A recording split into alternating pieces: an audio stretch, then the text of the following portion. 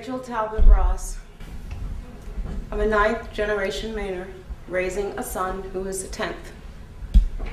My first relative born in this country was Toby Talbot, French, 2 T's. It was pronounced Talbot.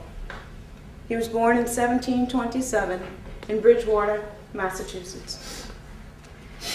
One of his sons, Abraham, is my great-great-great-great-great-grandfather.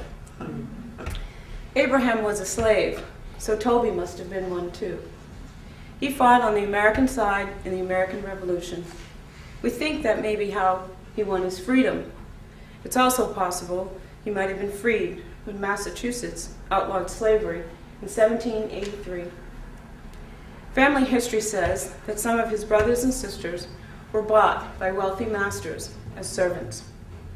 Later on, Abraham settled in China, Maine, which back then was known as Harlem. He worked at a brickyard, married Mary Dunbar, and raised 8 children. Some of their children found jobs as seamen, stevedores, and shipwrights in Portland and other port towns. Definitely Mainers. Neither of my parents went to college. My father, however, was the first African American to serve in the Maine state legislature. One of his greatest legacies was removing all geographical markers, place names, titles, and landmarks in the state that had the word nigger in them. Nigger Bridge, Nigger Lane, Nigger Lake, Nigger Ridge, Nigger Mountain. If I remember it correctly, I think there are 24 instances. And changing that in the records, the maps, signs, and books changed the landscape, literally. What do I love about Maine?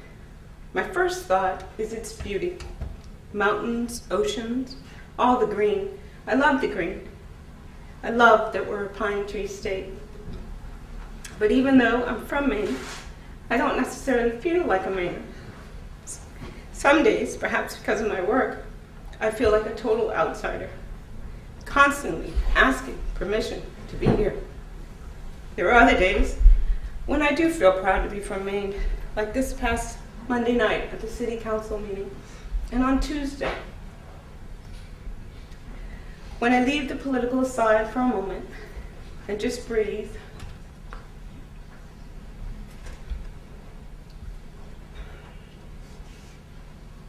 let it all in, sometimes I can allow myself to be a Mainer.